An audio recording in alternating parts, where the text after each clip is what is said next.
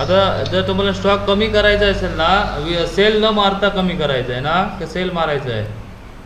नाही सेल नाही, म्हणजे डायरेक्ट विकले प्रॉडक्ट. ओके ओके, ट्रान्झॅक्शन मध्ये यायचं, ट्रान्झॅक्शन स्टॉक इश्यू करायचा ट्रान्झॅक्शन मधून. Stock issue. हां, खाली आहे बघा सेंटरला ऑप्शन, खाली आहे स्टॉक बघा. इश्यू वरती होते काय दिसतोय सेंटरला स्टॉक इश्यू हा वरचा. इथून रिटेल मारायचं, रिटेल 2 नंबरला. Retail stock issue retail.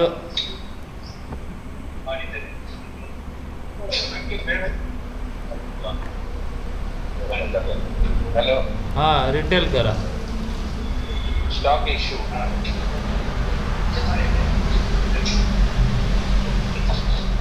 हा, स्टॉक इश्यू करायचा. पुढे रिटेल, रिटेल. रिटेल बस एंटर एंटर मारत या. मारा एंटर एंटर. इथे प्रोडक्ट एंटर मारा अजून एकदा. प्रोडक्ट लिस्ट इथे बघा, इथे तुमचा प्रोडक्ट आणि स्टॉक दिसणार तुम्हाला. आता याच्या कोणाचे बघा 6 नाही आहेत, 1च आहेत किंवा 5 आहेत, 13 नाही आहेत, 10च आहे. मग तेवढे क्वांटिटी एंटर मारून ॲड करायची आणि एंट्री सेव्ह करायची. कोणाचे आता कमी करायचे आहेत का, मायनस करायचं असेल तर एंटर मारा. आता 13 आहेत सपोज, तुम्हाला याच्या किती लेस करायचे आहेत? 3 लेस करायचे आहे. मग एकदा एस्केप करो, एक ॲड झाला बघा, कमी झालं एक. बघा इकडे गेलो, आता इथे किती आहे ते 12 पीस. आता 13 होते, एक ॲड केल्यामुळे 12 झाले बघा. हा, मला एक मायनस करायचा असेल. आता इथे 2 झाले, एंटर मारा. आता तिथे एंट्री सेव्ह करा आता बस. ओके, आता परत अजून एक झाली. आता टोटल 10 राहिले बस.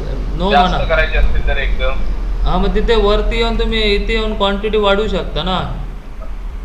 इथे 5 5 पाहिजे. करू शकतो. हो, वरती यायचं त्या प्रोडक्टवर. ओके, ठीक आहे. आणि एंड बटन मारून खाली यायचं. कम्प्लीट ब्लॅक लाईन आली काय 107.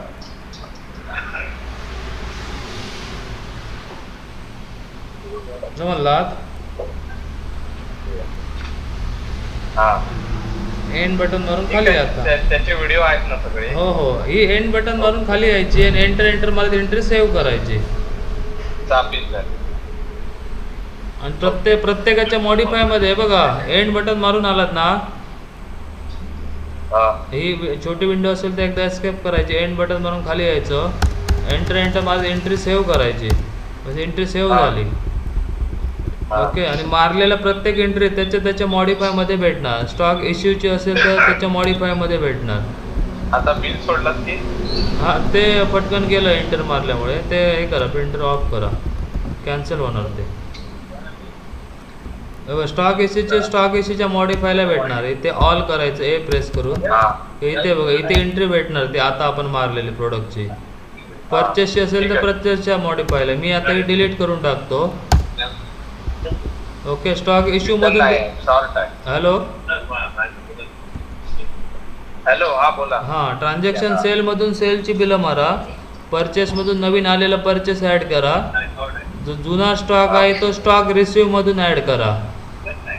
आणि डायरेक्ट स्टॉक ॲडजस्टमेंट करून घ्यायचा असेल तर स्टॉक इश्यू मधून करून घ्या बस. आणि एंड की वापरून बिल एंट्री सेव्ह करा की ऑटोमॅटिक तुमची अपडेट होत जाईल एंट्री.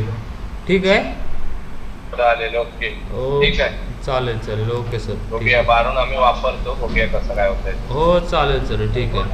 Okay sir.